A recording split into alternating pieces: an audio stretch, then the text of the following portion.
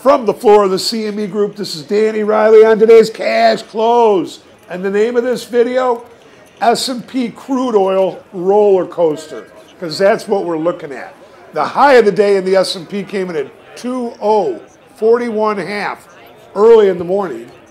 The low came in at 2,015.5 midday. And last, we're 2,026 even. We're down 8.75 handles. Total volume, 1.5 million minis trade and 7,000 big S&Ps trade in the pit. MOC, as I said on the Twitter and in the room today, the MIM started showing like 400 to 500 million to buy right off the bat, and I told everybody it was going to be larger, and MOC came out by 850 million.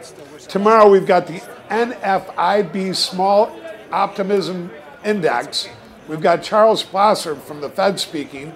We've got the Redbook. We've got the JOLTS number, a 10-year note auction, the Treasury Budget, and Narayana Kocherlakota speaking. Yeah, that's right. I can't get that name no matter what I do.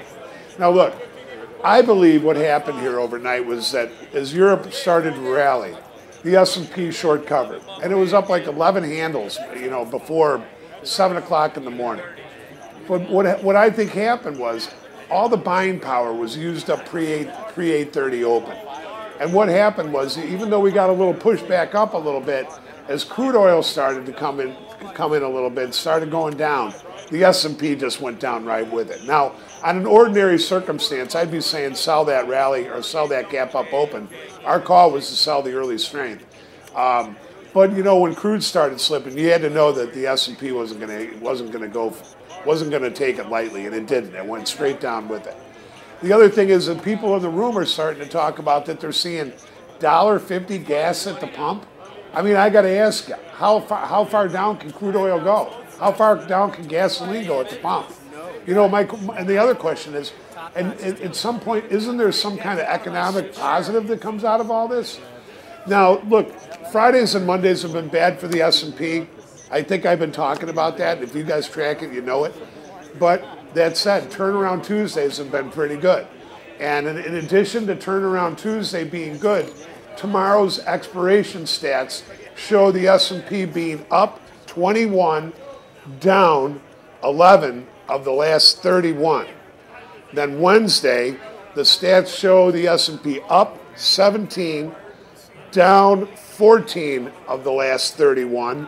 And then Thursday is another good day. It's up 18, down 13 of the last 31. So, then on Friday we've got an up 17, down 14 day of the last 31. So what I'm trying to point out is the stats were weak today. They firm up tomorrow, and then they they back off of it. No, they firm up tomorrow and Thursday.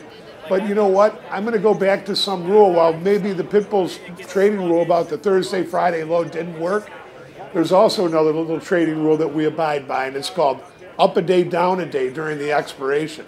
So, what I've tried to stay clear of doing is saying that this decline was over. I haven't come out and said that. I never started projecting higher prices. I still think there's a lot of uneasiness here in the S&P with the crude oil prices going down. Additionally, like today, out of the 10 sectors of the S&P, the energy sector is down 2.7%. So, you know what? That's where the weakness is coming. We're going to leave it like that, you guys, and we'll see you tomorrow on the closing print and the opening print, too.